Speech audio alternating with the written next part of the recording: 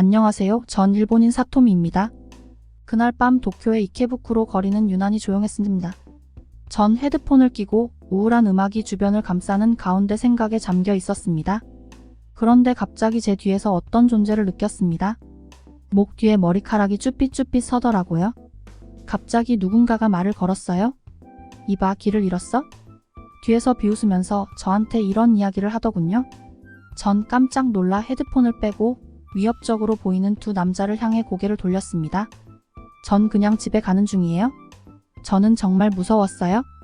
둘 중에 키가 큰 남자는 길을 잘못 들었나 보네요. 라고 웃으며 말하더군요. 일본에서는 이런 일들은 비일비재해요. 치안이 좋다고는 하지만 가끔 자신의 성기를 보여준다거나 그런 이상한 변태들도 많아요. 이번에도 그런 느낌인가 싶었습니다. 전 너무너무 무서웠어요. 두려움이 저를 사로잡는 순간 골목길에서 누군가의 목소리가 들렸어요. 여기 무슨 문제라도 있나요? 두 남자는 고개를 들어 낯선 자를 노려봤어요. 뭐야? 키가 작은 사람이 욕을 하면서 다가갔어요. 그냥 지나가던 학생입니다. 그 골목길의 남자는 저에게 눈을 떼지 않은 채 침착하라는 신호를 보내며 대답했습니다.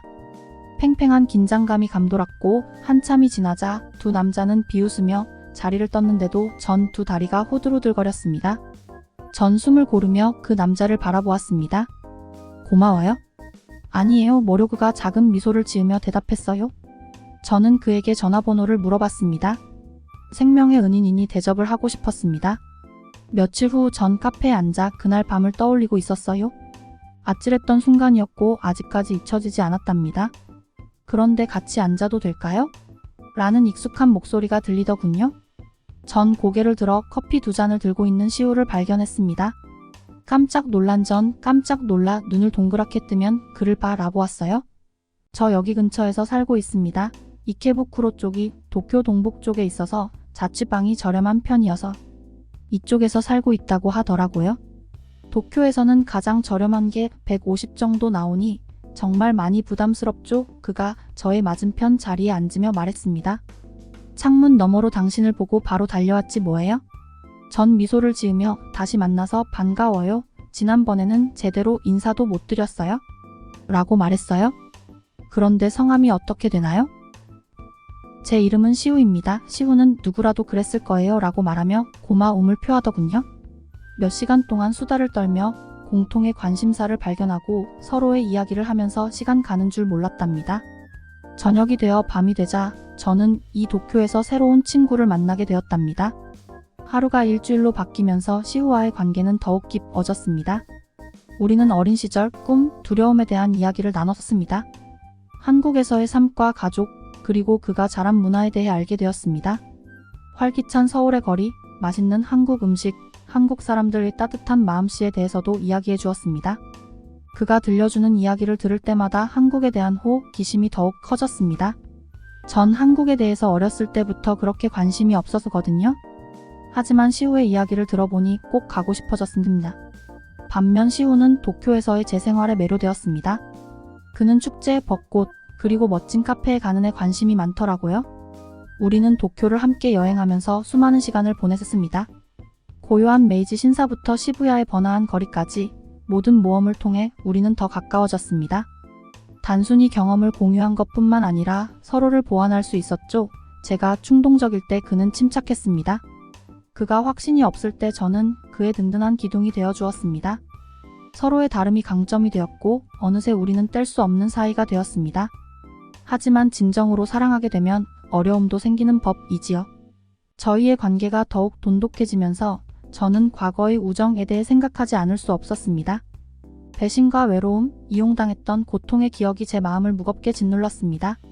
시우에게 마음을 여는 것이 두려웠고 다른 친구들처럼 떠날까 봐 두려웠습니다. 어느 날 저녁, 스미다 강가에 앉아 석양을 바라보던 저는 용기를 내어 시우에게 제 과거를 털어놓았습니다. 소위 친구라고 불렸던 사람들에 대한 이야기, 외로움에 대한 이야기, 제 마음에 쌓인 벽에 대한 이야기를 했습니다. 그때 솔직하게 전 한국인 남자친구가 아닌 중국인 남자친구를 잠깐 만났었는데요. 그때 마음의 상처가 너무나도 컸습니다. 저에게 돈을 빌려가고 바람까지 피고 정말 저를 힘들게 했습니다. 시우는 제 손을 잡고 제 상처들을 잘 들어주었습니다. 말을 마치자 그는 제 눈을 바라보며 이렇게 말했어요. 사토미, 너의 과거가 어땠을지 모르겠지만 그건 너의 전부는 아니야. 나는 너의 과거가 아닌 지금의 너를 좋아해 라고 말했어요. 그의 말은 상처받은 제 마음의 연고와도 같았습니다. 그제야 시우와 함께라면 어디든지 갈 수 있다고 생각했습니다. 우리 관계의 다음 큰 단계인 부모님과의 만남의 시간이 다가왔습니다. 저는 긴장했습니다. 부모님이 우리 관계를 받아들일 수 있을까? 문화적 차이를 넘어설 수 있을까? 부모님은 한국의 예전에 가난하던 시절만 떠오르셔서 그렇게 외국인에 대해서 호의적인 분들은 아니었습니다. 중국인 남자친구와 사귈 때도 정말 걱정이 많으셨죠? 그때 호되게 당해서 그런지 외국인에 대해서는 불신하셨습니다. 하지만 시우를 만난 순간 부모님은 반하셨어요. 시우의 예의와 우리 문화에 대한 진심 어린 관심, 그리고 저에 대한 사랑이 부모님의 마음을 사로잡았죠. 반면에 시우의 부모님은 저에게 미스터리였습니다. 그는 부모님에 대해 거의 말을 하지 않았고 저는 첫 만남을 앞두고 불안했습니다. 시우의 부모님은 시우를 볼 겸 저를 보고 싶어 해서 일본으로 오셨답니다. 시우의 부모님은 두 팔 벌려 저를 반겨주셨어요. 그들의 따뜻함과 친절함, 그리고 저를 받아주는 모습에 눈물이 났어요. 하루가 몇 주가 지나면서 두 가족 모두 가까워졌습니다. 저녁 식사, 나들이, 축하 행사가 일상적인 일이 되었었습니다. 우리의 사랑이 두 사람뿐만 아니라 두 가족을 하나로 묶어주고 있다는 것이 분명해졌습니다. 활기찬 도시 서울이 우리를 기다리고 있었습니다. 시우는 자신의 고국을 보여주고 싶어 했고 저도 마찬가지로 서울을 탐험하고 싶었습니다. 분주한 인천공항에 도착하자 도시의 에너지가 느껴졌습니다. 네온 불빛, 입맛을 돋우는 길거리 음식의 향기, 옛것과 새것의 조화로운 조화가 매혹적이었습니다. 시우도 서울은 오랜만이라고 하더라고요. 서울은 덧붙여서 변화가 많은 도시라고 이야기합니다. 10년 전과 지금은 한국말로 강산이 변한다는 말이 있을 정도로 많이 다르다는걸요. 첫 번째 방문지는 경복궁이었습니다. 고풍스러운 궁궐안을 걷다 보니 과거로 돌아간 듯한 기분이 들었습니다. 시우는 이날 선생님이 되어줬어요. 왕과 왕비 승리에 관한 한국 역사 이야기를 들려주셨어요. 그리고 제가 입은 전통 한복은 그 경험을 더욱 풍성하게 해주었고 제가 이 풍부한 역사의 일부가 된 듯한 느낌을 받았습니다.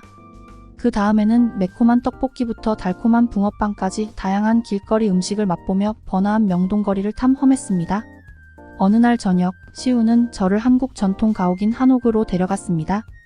겉으로 보기에는 고풍스럽고 예스러워 보였습니다. 하지만 안으로 들어서자 깜짝 놀랐습니다. 한국의 전통 미학과 현대적인 고급스러움이 조화를 이룬 인테리어가 인상적이었죠. 온돌 바닥과 정교한 나무 조각, 현대적인 편의시설이 과거와 현재의 완벽한 조화를 보여주었습니다.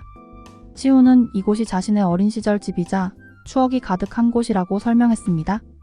시우는 가족과 함께 이야기를 나누고 웃으며 한국 전통 잔치를 즐기며 저녁 시간을 보냈습니다. 저는 한국 문화에 푹 빠져들었습니다. 전통 다도 체험부터 K-팝 댄스의 우아한 동작을 배우는 것까지 하루하루가 모험이었습니다. 시우는 저에게 K-드라마의 세계를 소개해줬고 저희는 저녁마다 인기 드라마를 몰아보며 시간을 보냈습니다. 그중 전 별에서 온 그대가 정말 재밌었어요. 번에서오?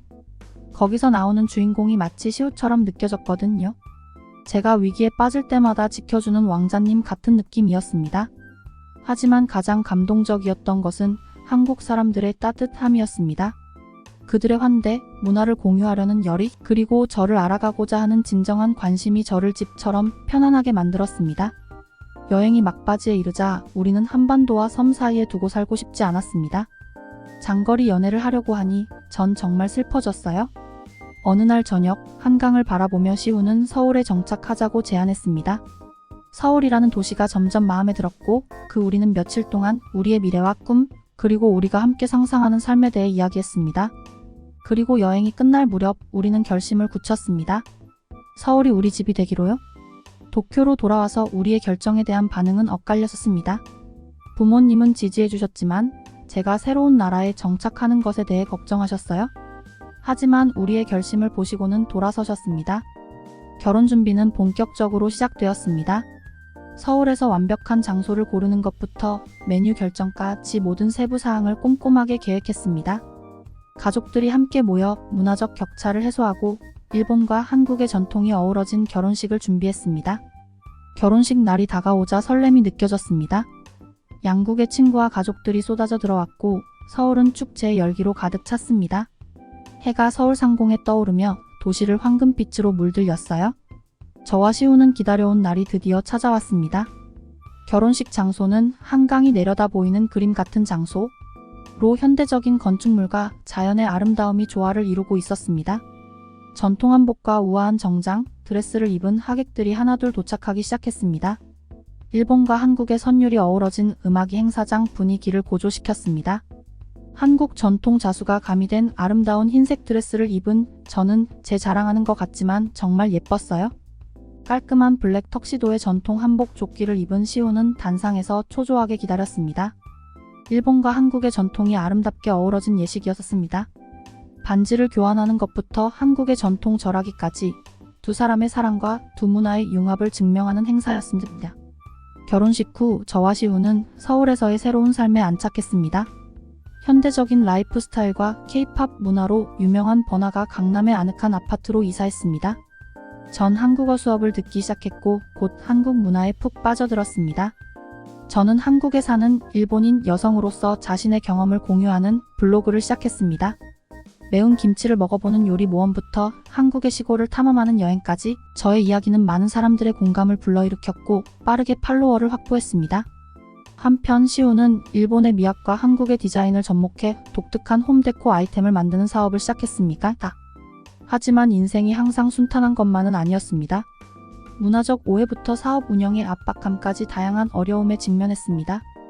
전 도쿄의 익숙함이 그리워 향수병에 시달리기도 했었습니다. 하지만 그 모든 어려움 속에서도 서로에 대한 사랑과 헌신은 빛을 발했습니다.